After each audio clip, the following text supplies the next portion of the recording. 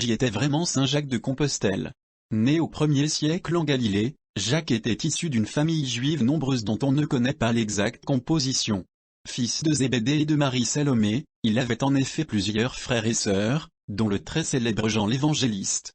Il habitait la ville de Capharnaüm, petit village de pêcheurs dans l'ancienne province de Galilée, sur la rive nord-ouest du lac de Tibériade au nord de l'État d'Israël. Il exerçait la profession de pêcheur avec son père et son frère Jean.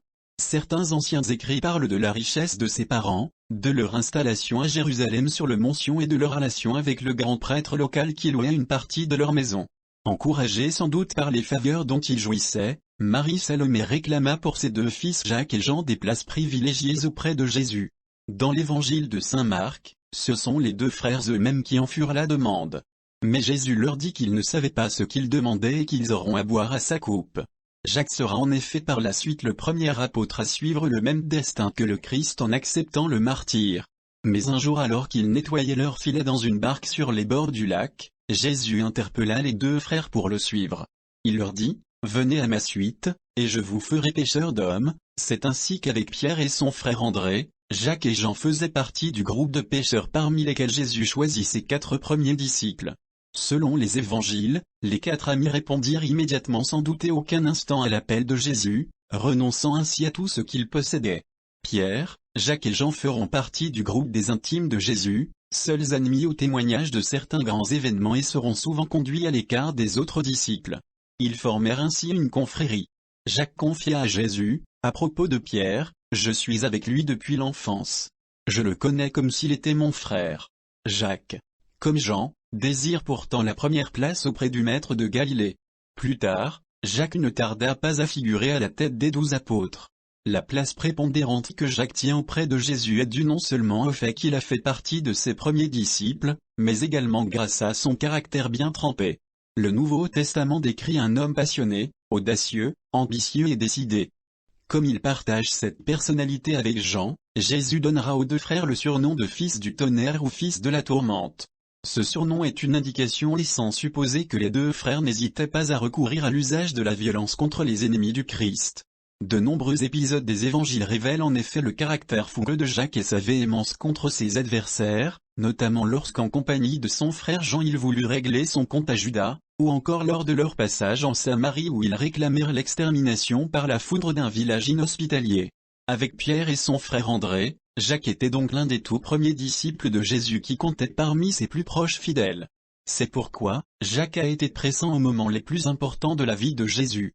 Il a été choisi avec Pierre et Jean pour assister à la transfiguration du Jésus au mont Tabor lorsqu'il se transforma pour montrer sa nature divine. Avec Pierre encore, Jacques était invité à veiller durant l'agonie du Christ sur le mont des Oliviers.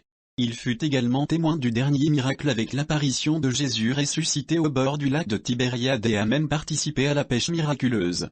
Il a été enfin témoin de la prière au jardin des Oliviers avec Pierre et son frère. C'est pour cela que Jacques fait partie des apôtres les plus présents dans les évangiles et qu'il est cité pas moins de 17 fois dans les textes bibliques. Jacques apparaît dans le Nouveau Testament parmi les 12 apôtres de Jésus sous le nom de Jacques, fils de Zébédée. La Bible le mentionne habituellement sous le prénom de Jacob qui était assez commun à l'époque du Christ, qui signifiait que Dieu protège.